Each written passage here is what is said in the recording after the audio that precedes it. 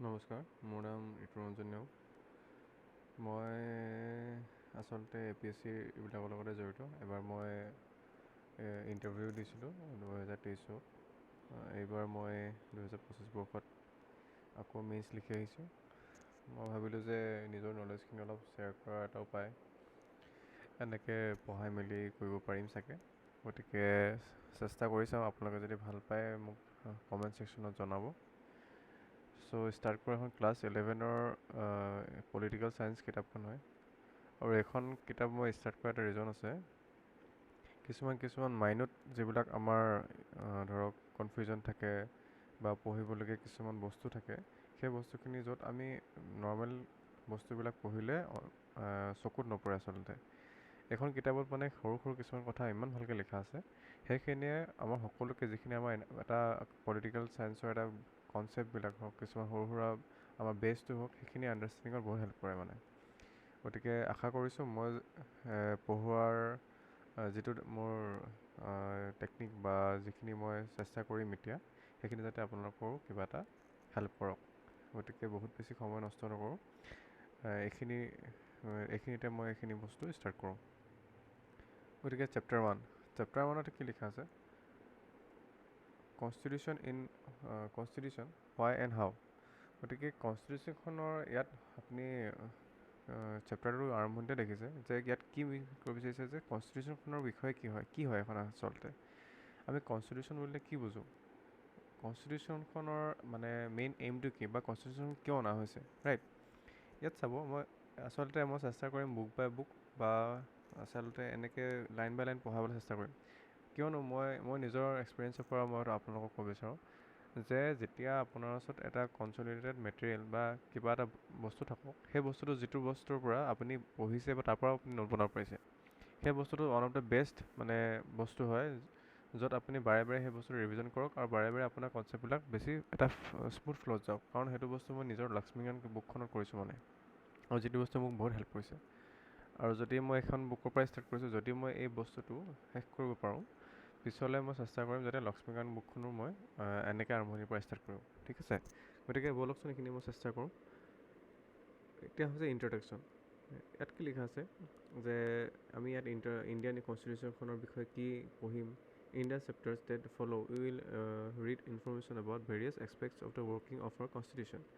We will learn about the various institutions of the government in our country and our relationship with each other. এতিয়া কৈছে যে এইবিলাক কি হয়, কনষ্টিটিউশ্যনখনত আমি ইয়াত ধেৰ বস্তু পঢ়িম। কৈছে যে আমি এখন গভৰ্ণমেণ্ট কেনেকৈ চলে, কাউণ্ট্ৰিখনৰ ৰিলেশ্যনশ্বিপ এটা কেনেকুৱা হৈ থাকে, নিজৰ মাজতে বা বেলেগ এখন দেশৰ মাজত কেনেকুৱা হৈ থাকে। ফৰ এক্সাম্পল মই যদি আপোনালোকক ওপৰে কওঁ, ভাবকচোন আমাৰ ইণ্ডিয়াখনৰ কনষ্টিটিউশ্যন কি হয়, আমি যে শুনি থাকোঁ যে প্ৰাইম মিনিষ্টাৰ মোদী আছে, আমি শুনি থাকোঁ যে কিছুমান কথা বোলে আমাৰ বেলেগ এখন দেশত প্ৰেছিডেণ্ট আছে। এই প্ৰেছিডেণ্ট বা প্ৰাইম মিনিষ্টাৰ এইবিলাক যে আছে, কিয় আছে, কেনেকৈ এক্সিষ্ট কৰি আছে, সেইবিলাক বস্তু আমি এই কনষ্টিটিউশ্যনখনৰ থ্ৰুৱেদি বুজিম। এতিয়া মই বেছিকৈ এক্সপ্লেইন নকৰোঁ, কাৰণ পিছত আমি এইখিনি পঢ়িমেই, ঠিক আছে? কৈছে যে but before you begin to read about elections, ইয়াত ইলেকশ্যনছবিলাক কেনেকৈ হয় বা গভৰ্ণমেণ্টছখিনি কেনেকৈ বনে বা প্ৰেছিডেণ্টছ বা prime ministers, it is necessary to understand that the entire structure of a government and the various principles that bind the institutions of government have their origin in the Constitution of India.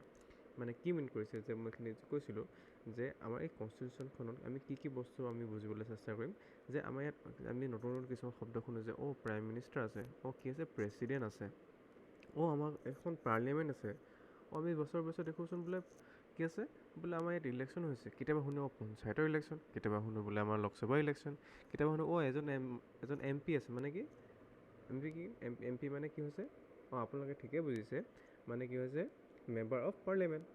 Member of parliament কোন হ'ব, যোনে আমাৰ এতিয়া কি হয়, আমাৰ এখন India হয়, মই এখন বহুত হেৰিকৈ আঁকিছোঁ দেই, ইয়াৰ মিনিংটো কি হয়, এখন ইণ্ডিয়া হয়, ইয়াত এটা ইউনিয়ন লেভেলত মানে এটা মেইন লেভেলত কি চলে, এখন গভৰ্ণমেণ্ট আছে, যিখন মেইন হেড বুলি ভাবক, বুজি পাইছেনে? তাৰ তলত কি আছে বুলি ভাবক, আৰু এখন আমাৰ ষ্টেটত নিজৰ ষ্টেটত এখন গভৰ্ণমেণ্ট আছে। মানে কি ই মেইন হয়, বাকীখিনি কি হয়, তাৰ পেৰেলেলি চলি আছে। আৰু গতিকে যিহেতু মেইন হয়, ইয়াৰ আদৰ্শ লৈ বাকীবোৰ চলি থাকিব, মানে বুজি পাইছেনে? বহুত বেছি ইয়াত বুজিবলৈ চেষ্টা নকৰিব, কাৰণ বহুত পিছলৈ আমি গৈ থাকিম। এতিয়া মই যিখিনি ক'ব চেষ্টা কৰিছোঁ যে আমাৰ কি আছে কনষ্টিটিউশ্যনখনত আমাৰ এই গোটেইখিনিত এটা বৰ্ণনা দিয়া আছে। বৰ্ণনাও কি হয় বহুত ভালকৈ এক্সপ্লেনেশ্যনো কৰা আছে, কাৰ কিমান পাৱাৰ থাকিব, কাৰ কিমান মানে পাৱাৰখিনি লিমিটেশ্যন থাকিব, চব লিখা থাকিব।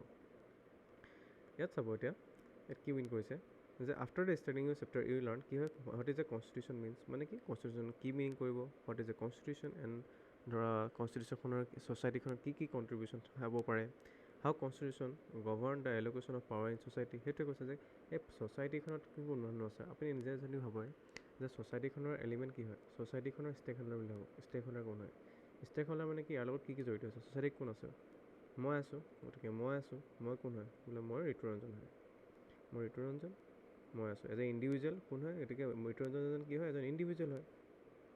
গতিকে ইণ্ডিভিজুৱেল বুলি ক'লে মইহে হ'লোঁ, আপুনিও এজন হ'ব পাৰে। গতিকে মই যদি আপুনি বুলি নকয়, মই এজন এনেকৈ যদি মই ষ্টেক হোল্ডাৰটো ভাগ কৰি দিওঁ, মেন হ'ব পাৰে, ওমেন হ'ব পাৰে, হয়নে নহয়। এই ছ'চাইটিখনত সকলোৰে বাবে চাবচোন চবৰে কাৰণে কি হয় বেলেগ বেলেগ এটা ৰেচপনচিবিলিটি, বা আমি নিজকে যিখিনি ইকুৱেলিটি আমি কথাবিলাক কৈ থাকোঁ যে আমি ইকুৱেল হ'ব লাগে, আমাৰ কিছুমান ৰাইটছ আছে, বোলে আজিৰ দিনত ট্ৰেন্সজেণ্ডাৰ ছ'চাইটি সেই ৰাইটছখিনি বহুত বেছি আমি কি কৰিব চেষ্টা কৰিছোঁ, তেওঁলোকৰ মাজত আমাৰ ইকুৱেলিটি এটা আনিব চেষ্টা কৰিছোঁ, হয়নে নহয়। বোলে ওমেনৰ যিখিনি এম্পাৱাৰমেণ্ট আমি চেষ্টা কৰিছোঁ, হয়নে নহয়। সেই গোটেইখিনি কি হয় আমি এই বস্তুখিনি ক'ৰ পৰা জানিব চেষ্টা কৰিছোঁ, এই আমাৰ কনষ্টিটিউশ্যনখনে কিছুমান নিৰ্দিষ্ট পাৱাৰ দি থৈছে, আৰু যেনেকৈ আমাৰ ছ'চাইটিখন লাহে লাহে ইভল্ভ হৈছে, সেই ইভল্ভ হোৱাৰ লগে লগে আমি সেই বস্তুখিনিকো আমি সমানভাৱে লৈ যাবলৈ চেষ্টা কৰিছোঁ। মই যদি একদম চিম্পল এক্সাম্পল দিওঁ, আমাৰ এটা সময়ত কি আছিলে, ওমেন এম্পাৱাৰমেণ্টটো বহুত বেছি কি নাছিলে, মানে সমাজখনত একচেপ্টেবল নাছিলে। কিন্তু আজিৰ দিনত চাওকচোন, আজিৰ দিনত এটা কথা কোৱা যায়, আপুনি এটা কিছুমান সৰু সৰু কথা কনচেপ্ট মন কৰিব।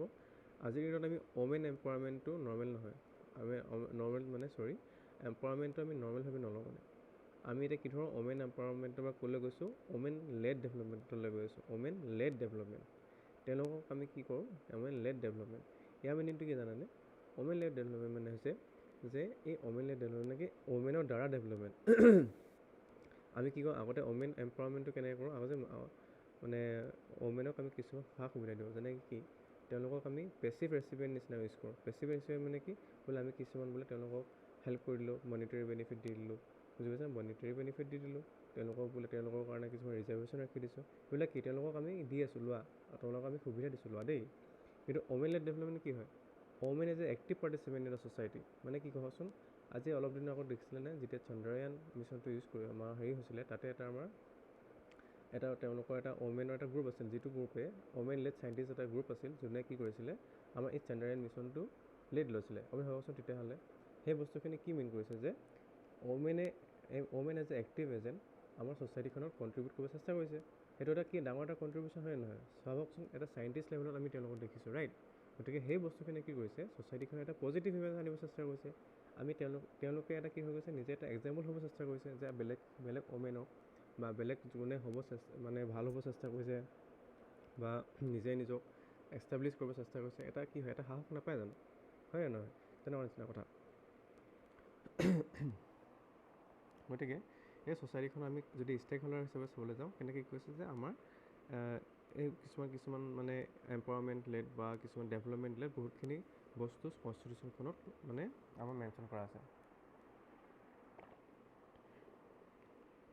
এতিয়া কি কৈছে যে what was the way in which the constitution of India was made. মানে কি কনষ্টিটিউশ্যন অফ ইণ্ডিয়াখন কেনেকৈনো এষ্টাব্লিছ কৰা হৈছিল, কাৰণ কনষ্টিটিউশ্যনখন আপুনি এটা নৰ্মেল বস্তু বুলি নাভাবিব। মানে কনষ্টিটিউশ্যনখন এনেকুৱা এটা বস্তু, আপুনি নিজে ইমাজিন কৰক, আজিৰ পৰা 1947 আমি কি হৈছিলোঁ, আমাৰ দেশ স্বাধীন হৈছিলে। 1947 পৰা 2000 আজি কি হৈছে 25, এই ইমান এটা বছৰ গ'ল। এই বছৰখিনিত কনষ্টিটিউশ্যনখন ইমান এটা ষ্টেবল বস্তু, যোনে আমাক আজিৰ দিনতো জীয়াই ৰাখিছে।